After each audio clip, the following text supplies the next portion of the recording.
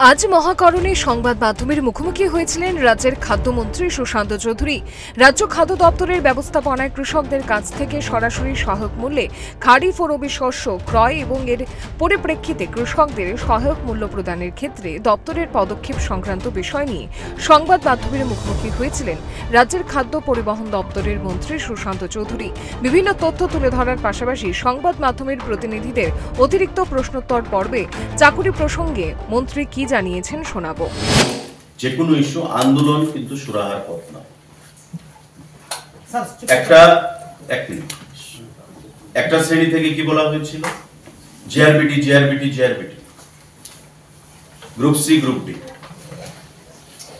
আমরা যখন চাকরি দেব, কোনো চাকরি ভবিষ্যতে যেন কোনো চাকরি না যায় সেটা চিন্তা করে সমস্ত কিছু আইন কানুন মেনেই আমরা দেব। 10,323 যেন না। আজকে চাকরি দেব, 5 বছর পরে চাকরি শেষ হয়ে যাবে, এমন চাকরি আমাদের সরকার দেয় না, আমাদের মুখ্যমন্ত্রী দেয় না, আমাদের প্রধানমন্ত্রী তার পারমিশনও দেন না। সুতরাং আমাদের যে চাকরি হবে, কখনো কোনো প্রার্থীকে ওই চাকরি খোয়াতে হবে না। সুতরাং আইন কানুন মেনেই সমস্ত কিছু ব্যবস্থা করে দেওয়া হবে। আপনারা দেখেছেন চাকরি মেলা ভারতবর্ষের কোথাও হয়েছে এমন যে চাকরি মেলা দেওয়া হচ্ছে ট্রান্সপারেন্ট ভিত্তিতে?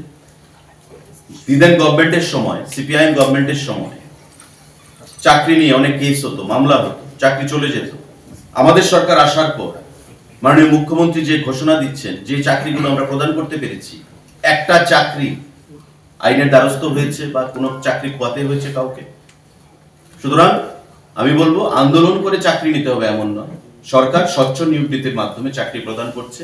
আগামী দিনে আইন কানুন নিয়োগ প্রক্রিয়া সমস্ত কিছু বিচার করেই চাকরি প্রদান করা হবে। রাজ্য খাদ্য দপ্তরের ব্যবস্থাপনায় খারিফ ও রবি শস্য ক্রয় ও তার পরবর্তী সময়ে কৃষকদের তহবিলে অর্থ প্রদানে কিছু ক্ষেত্রে সমস্যা তৈরি হয়েছে। এ নিয়ে বিভ্রান্তি ছড়াচ্ছে কৃষকদের মধ্যে।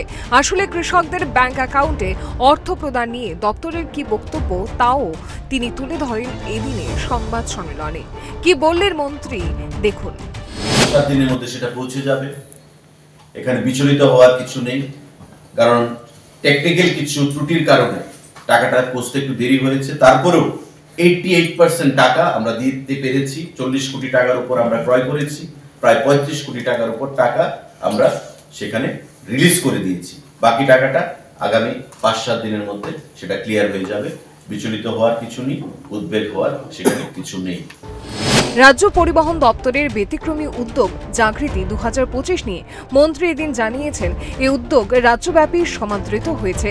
কলেজ পড়ুয়া থেকে শুরু করে সমাজ সচেতন মানুষের মধ্যে যে বার্তা পৌঁছে দেওয়ার লক্ষ্যে এই আয়োজন ছিল, তার প্রাথমিক সাফল্য চিত্র উঠে এসেছে। আগামী দিনে এই ধরনের কর্মসূচি স্কুল স্তরে পৌঁছে দেওয়ার লক্ষ্যমাত্রা রয়েছে দপ্তরের কর্মপরিকল্পনায়, জানালেন মন্ত্রী সুশান্ত চৌধুরী।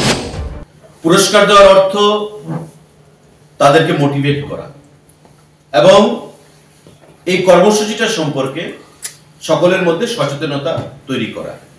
এবং আমরা দেখতে পেয়েছি যে টোটাল কর্মসূচিটাতে আমাদের 8টি জেলায় মিলিয়ে যে আমরা করেছি, প্রায় 5,200 জন ছাত্র ছাত্রী স্বতঃস্ফূর্ততার সঙ্গে সেখানে পার্টিসিপেট করেছে।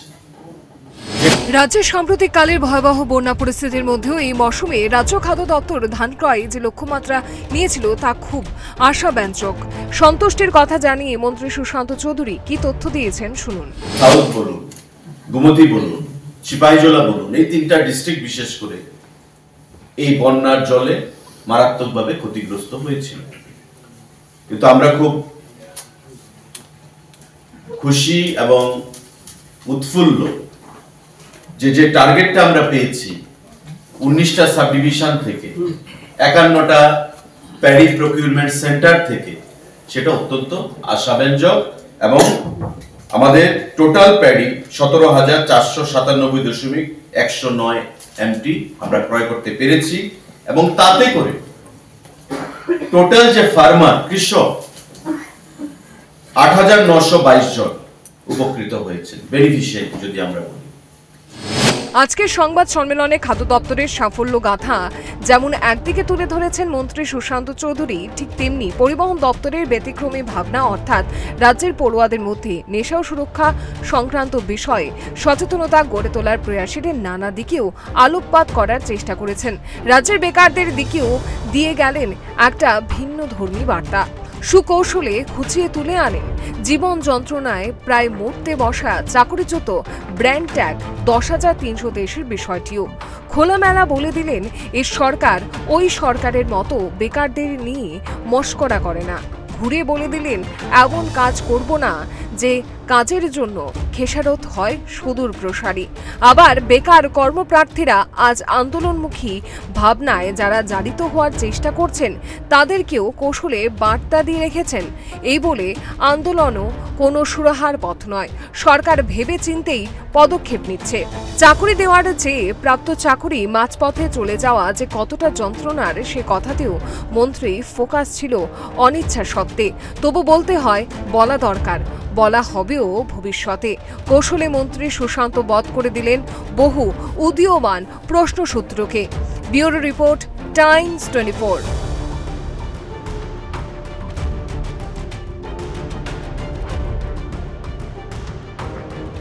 প্রেমের মরশুমে স্বর্ণকমল জুয়েলার্সের নিবেদন শুধু তোমারই জন্য।